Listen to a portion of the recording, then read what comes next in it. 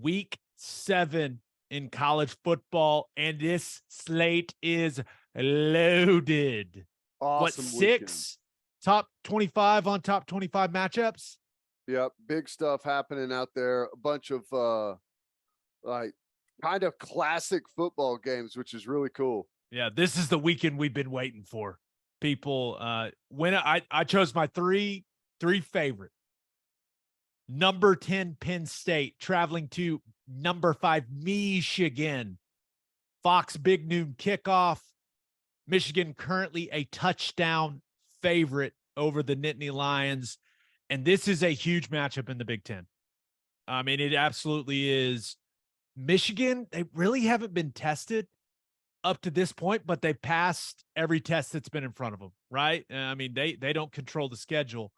But you look at this matchup, both teams undoubtedly going to try to lean on their running games, right? Blake Corum has been fantastic for Michigan. They're going to feed him the rock.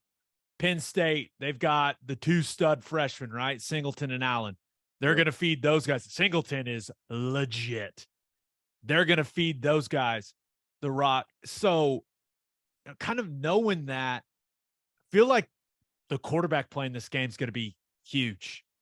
And on one side, you've got the polarizing one, Sean Clifford, who has been in a lot of these games now, right? I mean, this guy has played in a lot of big-time games now. He's played poorly in a lot of them, but he does have the experience. Like, he's not going to be shaken going to the big house on the road and playing in this game. Like, he's been in the battles. And on the other side, JJ McCarthy's starting to look pretty good, man. I mean, now that he is the guy at quarterback, and, you know, Ronnie Bell for him at wide receiver for Michigan, he's looked really good.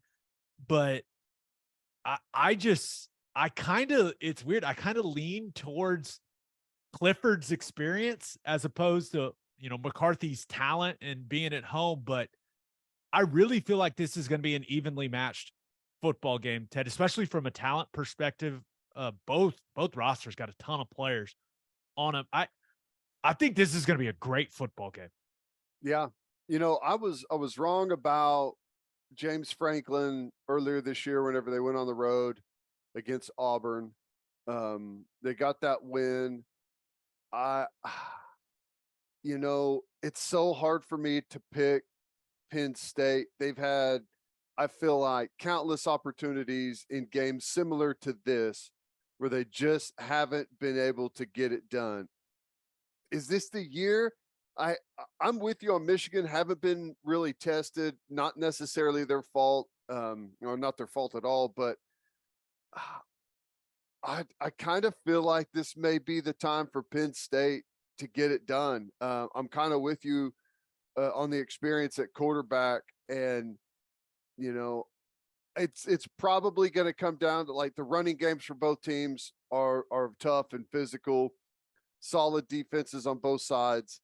It's probably going to come down to just a handful of throws at the quarterback position. And you hate saying that in a football game with Sean Clifford, but I'm kind of leaning with what you say whenever he's got some experience in some big time games like this. Aside from that, it's hard for me to really give an edge one way or the other. Yeah, and it's interesting you mentioned, you know, big plays in the passing game could be the difference. Penn State's secondary is talented, man. I mean, legit. And I've been impressed with Manny Diaz. Right, that's where he's at. For anyone that didn't know, Manny Diaz is the defensive coordinator at Penn State right now. So, yeah, I'm kind of with you. I certainly, like, if I had to bet on the game, I would bet Penn State to cover. I'm not sure I'd bet them to win the game, but I feel like this is going to be tight. It's going to be exciting. Going to come down to the last couple possessions. And James Franklin has been awful on the road, especially in big games for Penn State. So I'm kind of with you. Like, eventually it's got to happen, right? Is he due? Is this program due to get one? If they go get it, man, all of a sudden they become a very real player there in the Big Ten. and, possibly we start talking about them for the college football playoff. Yeah. Yep. Yeah. We'll see how it goes. A classic football game, though. Classic uniform matchup. It's going to be fantastic. I'm looking forward to this one. Going to be really cool. Unfortunately, we won't be able to watch it. Have to just stay updated as it rolls through, but still a fantastic matchup. Already have the DVR set for this one. I will be watching it with with some alcoholic beverages on Saturday night. Okay, massive game in the SEC. Number 3 Alabama travels to number 6 Tennessee. This is the 2:30 CBS game. Bama a 7.5 point road favorite in Knoxville. And I mean, the big question coming into this game, like, now obviously everyone wants to talk about the quarterbacks in this game, and it's understandable. But how healthy is Bryce Young? I mean, the fact that game got as tight as it did against A&M, and they didn't feel comfortable putting him out on the field as Jalen Milroe was struggling a little bit. It tells you that shoulder's banged up, right? So how effective is he going to be?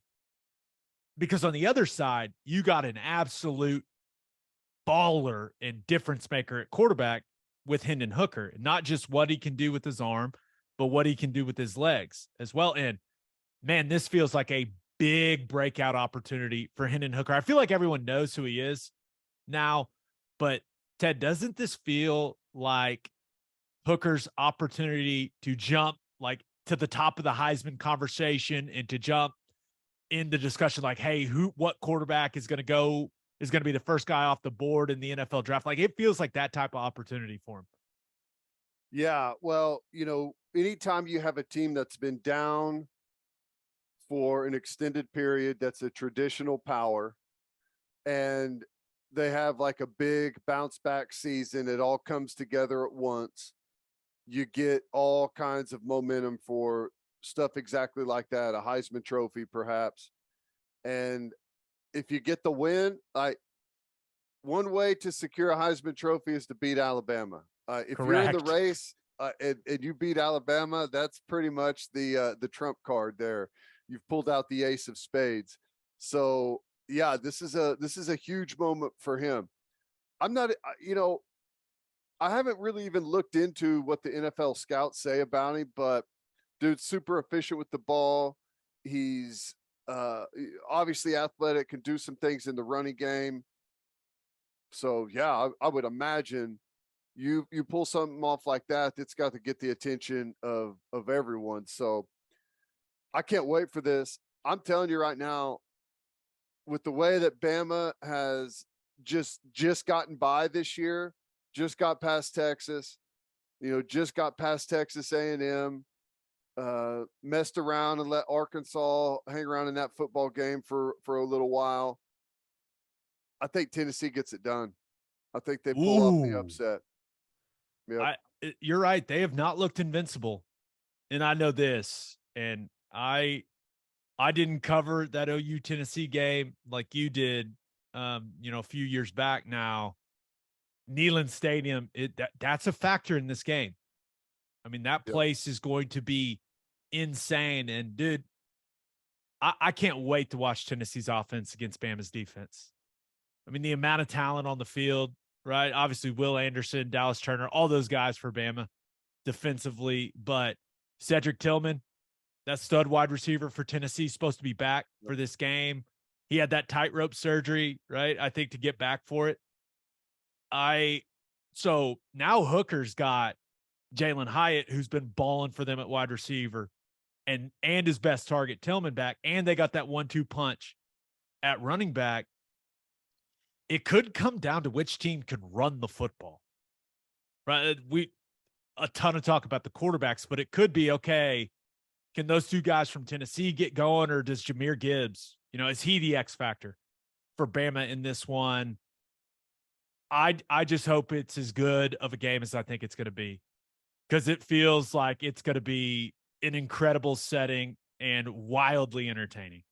Yeah. And, I feel like these teams that get on these special runs, and all good things come to an end. I get that, but there's something powerful behind that, and what an opportunity for Heupel in Tennessee here if they can pull this thing off. And like I said, Alabama has just they've had moments where they've looked like everyone expected them to this year, but it hasn't come together consistently like we would have expected. Now, this could be the moment they put their best game together, absolutely. But man, I'm taking Tennessee. I'm taking the underdog. I don't know when the last time they beat Alabama was. It's been a long time, but I'm thinking they get it done.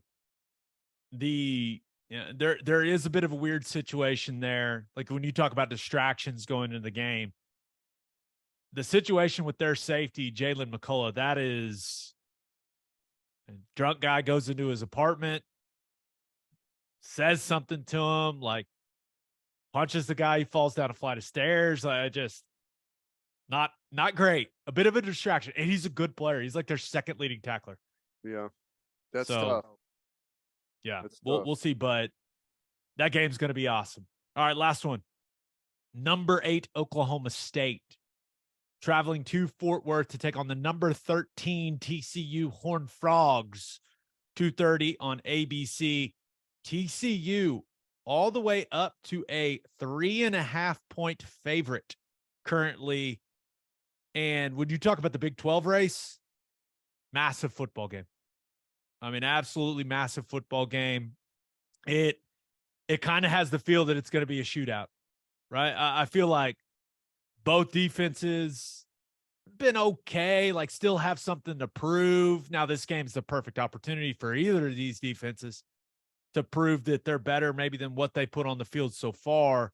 But with the way that Spencer Sanders is playing right now, and it certainly helps that Bryson Green has been a dude for them these last couple of weeks, and it sounds like Braden Johnson should be back for this game. That he can absolutely fly. But with what Duggan and TCU look like offensively, with what Spencer Sanders has looked like, man, this could be an old school Big 12 game. Like the scoreboard up. And I wouldn't mind it being that way. I hope it's that way, honestly. Yeah, I feel like it's going to be an active game offensively for sure. I think it's going to be yet another unbelievable atmosphere. We got to see TCU whenever it's popping down there. It's a 4-hour dance party in that stadium, and they've got a really nice scene around it, tailgating scene. It's going to be a big time game. I think TCU gets it done. I do. I think they have the more explosive offense. I know they don't have the experience at quarterback, but the way Duggan's playing right now is just, he's fantastic. I think I like the duo at running back for TCU. I mean, tight game. Well, you know what? It wouldn't shock me if TCU put it on them pretty good, which is, kind of shocking to say. Oklahoma State is, I mean, they're Oklahoma State's number 8 ranked team in the country.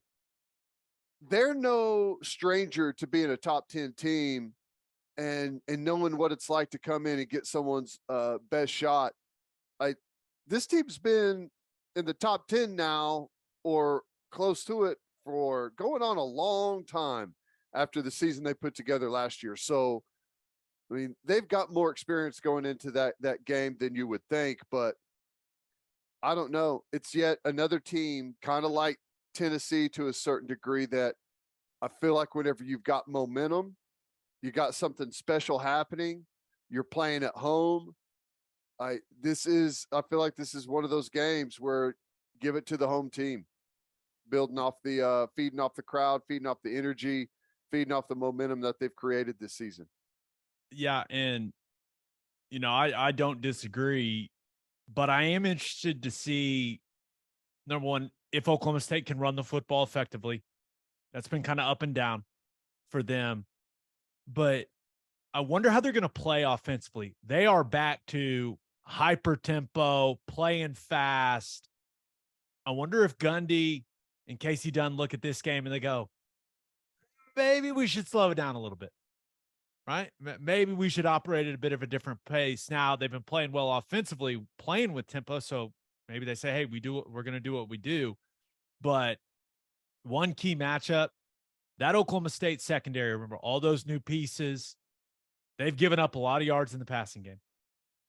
And Max Duggan, that wide receiver core for TCU, I feel like they're going to test that group. And it's up to those guys in the back end of Oklahoma State's defense to say, no. You're not just going to air it out on us. I'm interested to see if they can slow down that Horned Frog passing attack at all. Oklahoma State's defensive line, they got to have a big day, right? They got to make Duggan uncomfortable. He's been really, really good, man. And one thing to remember for both of these teams, we've seen it this season multiple times already. Special teams. Both of these teams have impact return guys. Yep. You know, they've had return touchdowns. You know, we continue to see Darius Davis for TCU just look like a ridiculously fast human being on a football field. So is it one of those? Is it the Nixon guy for Oklahoma State? Is it Davis for TCU? Like, could the game swing on that type of play? I don't know, but it certainly could play out that way. Always, when you have two tight teams, special teams is often the deciding factor, whether it's a missed field goal late or a big return, muffed kick, something like that. Absolutely. That'll probably be the difference. And I don't know, man. Two really, really good football teams. Excited to watch this one. But I'm taking TCU, man. And that's not a knock against Oklahoma State. I think Quentin Johnston coming to life the last couple of weeks is also, it's like the afterburner on what's already been a really good offense. And I think they're going to be, Max Duggan keeps playing the way that he has, they're going to be pretty much too much to stop. Yeah, I like TCU also.